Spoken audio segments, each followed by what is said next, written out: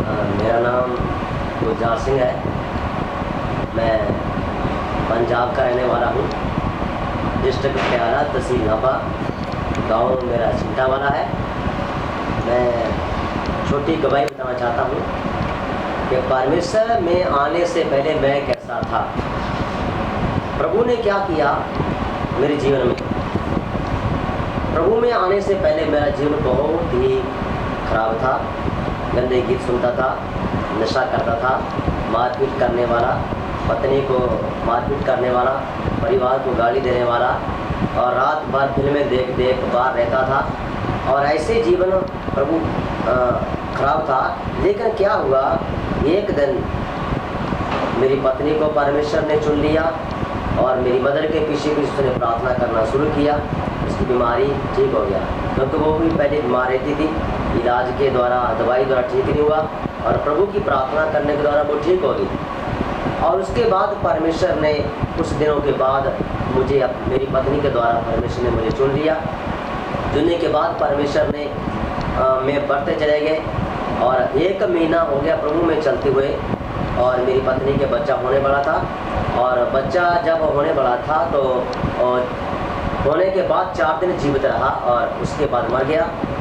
तो मेरे माता पिता, बहन भाई, रिश्ता साक्षबंदी ने बोला तुमने देव देवते छोड़ दिया, मूर्ति पूजा करना छोड़ दिया, गुरुद्वारे जाना छोड़ दिया, मंदिरों में जाना छोड़ दिया, पीरों पर मैं चलाकबत्ती करता था वो भी छोड़ दिया, इसलिए आपका जो बेटा है वो मर गया। तो मैंने उसको एक ही बात में जवाब दिया, परमेश्वर ने दिया, परमेश्वर ने ले लिया, उसके नाम की महिमा हो। तो बोले नहीं नहीं, ये परमेश्वर की मर्जी थी, तो दुष्ट लेगा, स्थान लेगा, मार नहीं, आप कुछ मर्जी बोलो, लेकिन मेरा विश्वास परमेश्वर के ऊपर है। परमेश्वर ने दिया, परमेश्वर ले लिया। अभी उसकी खेती बाड़ी मेरे पास है, परमेश्वर और देगा। तो उसके बाद तो परमेश्वर ने एक लड़की को दिया। लड़की होने के बाद मेरे इस तरह बोला ये तो पत्थर दे दिया परमेश्वर ने आपको। बोलता नहीं, पत्थर नहीं है, ये परमेश्वर का दिया हुआ एक दान है, आशीष है, आप ऐसा मत बोलो। आप मेरे घर में आना आओ, नहीं आना ना आओ। तो हम प्रभु में बढ़ते चले गए। बढ़ने के बाद मेरे लड़के के रसौली हो गया 5 इस गर्दन के ऊपर, नारी के ऊपर। तो क्या हुआ, वो रसौली के कारण लोग मेरी पत्नी को डराते थे, इसका बहुत परेशान होगा, बड़े पैसे लगेंगे। लेकिन मैं पत्नी को बोला जिस परमेश्वर को हम मानते हैं वो परमेश्वर जिंदा परमेश्वर है और वो रसौलियों से, बीमारियों से बड़ा परमेश्वर है। तो मैंने बोला हम क्या करेंगे, 10 उपवास करेंगे, प्रार्थना करेंगे 10 दिन। तो हम घर में बैठकर प्रार्थना किया, उपवास करते रहे। तो 10 दिनों के बाद परमेश्वर ने वो सारी रसोइयाँ गायब कर दी। पता नहीं उसके था नहीं था, वो सब साफ हो गया। तो परमेश्वर ने क्या किया, उसके बाद आगे और बीमारी आया। मेरी लड़की को टेटनस हो गया। वो 3 महीने टेटनस रहा उसको और 3 महीने ही परमेश्वर ने उसको जीवित ही रखा। हम पास्टरों के पास जाते, चर्चों में जाते थे, संगति में लगातार 4-4 दिन, 5-5 दिन जाते रहे उसको लेकर और डॉक्टरों के पास भी दिखाते रहे। किसी को उसकी बीमारी के बारे में पता नहीं चला। आखिर में 3 महीने के बाद हमने उसको डॉक्टर जब जवाब दे दिया तो हम नीचे लटा दिया। नीचे लटाने के बाद क्या हुआ, मैंने बोला पत्नी को आप खाना बनाओ। कितने दिनों खाना नहीं खाया, अब देखेंगे, बाकी प्रभु की मर्जी होगी इसको ले जाएगा, प्रभु की नाम मर्जी होगी इनको जिंदा करेगा। तो मेरे डैडी ने बोला ऐसा करो, इधर अपना गांव में डॉक्टर है, हम चलते हैं उसके पास। तो मैं डैडी को बोला क्या है, बड़े बड़े डॉक्टरों ने जवाब दे दिया, छोटे डॉक्टर क्या करेंगे। तो ऐसा मैं वो मेरे पीछे लगा रहा, तो मैं उसके बात मानकर डॉक्टर के पास गए। तो डॉक्टर ने एक मेज के ऊपर लेटा दिया। लेटाने के बाद बोला इसको टेटनस हो गया। मैं डॉक्टर के साथ लड़ाई किया। डॉक्टर ने बोला अभी चुप करो, कोई बात नहीं, देखता हूँ। उसने एक पैर की नस चलती थी, बाकी कोई नस नहीं चलती उसकी। तो उसने पैर की नस में एक टीका लगाया, छोटी सी पीने की दी। तो परमेश्वर ने सुबह देखा वो लड़की जैसे बीमार हुई नहीं कभी, ऐसा हो गया। प्रभु ने उसको चंगा कर दिया। उसके बाद हम प्रभु में संगति में लगातार हर संडे जाते हैं, चाहे संडे कभी भी छोड़ा नहीं थी। कम से कम हमारे आने जाने का 40 किलोमीटर पड़ता था। हम साइकिल में जाते आते थे, लेकर प्रभु में पढ़ते रहे। मैं कभी संडे की संगति नहीं छोड़ा था और इस कारण प्रभु हर समस्या में हम परमेश्वर ने हमको निकाल कर लेके आगे बढ़ता गया।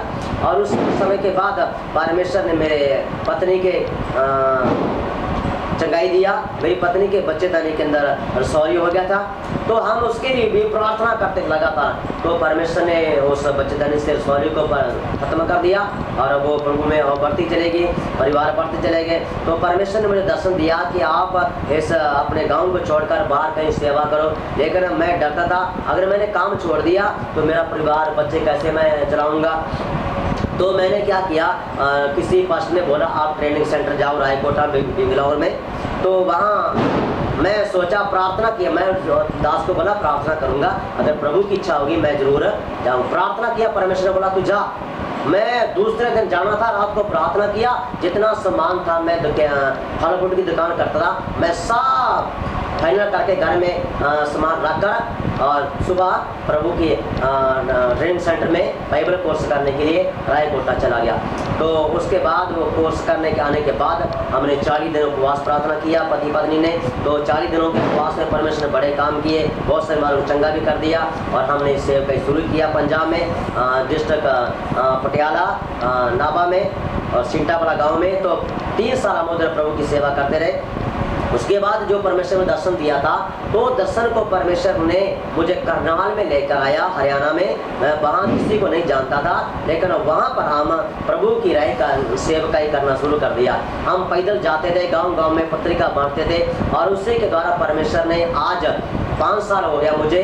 मैं 2007 में आया था, अभी मुझे 2012 साल हो गया, पर कम से कम 5 साल मुझे हो गया उधर रहते हुए। अब मैं प्रभु की सेवा करता हूँ। कम से कम 100 से ज़्यादा विश्वासी हैं और बहुत सारी बीमारों को परमेश्वर चंगा किया है और बहुत गवाहियाँ हैं। लेकिन प्रभु मैं थोड़ी गवाही चाहता हूँ। कैंसर का बीमार बहन प्रभु के पास आई, उसको चंगा किया। एड्स की बीमारी को चंगा किया और शुगर की बीमारी को भी चंगा किया। हर प्रकार की बीमारी को प्रभु ने हमारे द्वारा चंगाई दिया। वो परमेश्वर जैसे मैं प्रभु में आया, वो चाहता है कि हर एक जन प्रभु में आ जाए और वो उद्धार पाए, जैसे मैंने उद्धार पाया। जैसे मैं मूर्ति पूजा करता था और परमेश्वर ने मुझे जाल से बाहर निकाला शैतान के, और परमेश्वर चाहता है कि दूसरे लोग भी शैतान के जाल से बाहर निकले। और करनाल में सेवक आने करने के बाद मेरा बेटा बीमार हो गया, उसका शुगर 539 हो गया और 539 होने के कारण वो मर गया। मरने के बाद डॉक्टर ने जवाब दे दिया सरकारी हॉस्पिटल करनाल में, तो बोला आप चंडीगढ़ ले जाओ। तो मैंने बोला ये कैसे लेके जाएंगे, इतना पैसा लगेगा, कहाँ से पैसा आएगा। तो मेरे पास और दास आ गए, हम 15 दासों ने मिलकर प्रार्थना की आधा घंटा। मैं भी रोकर प्रार्थना करता रहा और प्रभु को बोला अगर प्रभु तो मेरे बेटे के द्वारा सेवकाई करवाना चाहता है तो इसको जिंदा करो, अगर प्रभु तो लेके जाना चाहता है तो इसको लेके जाओ। तो उसके बाद आधे घंटे के बाद परमेश्वर उसको अंदर सांस आ गया, उसने अपनी आंखें खोली और वो ठीक हो गया। तो हमें प्राइवेट हॉस्पिटल में एडमिट कराया, वो प्रभु ने चंगा कर दिया, ठीक कर दिया। अभी मेरा लड़का बाइबल कोर्स करने के गया और आकर प्रभु की सेवकाई करेगा। हम सारे परिवार के साथ प्रभु की सेवकाई करते हैं। आप हमारे लिए प्रार्थना करना, एक चर्च की जगह नहीं उसके लिए प्रार्थना करना और परमेश्वर उस सब का इंतजाम करे। और मैं चाहता हूँ जैसे मैं प्रभु में आ गया सब लोग उद्धार पाएं। आमीन, हालेलुया।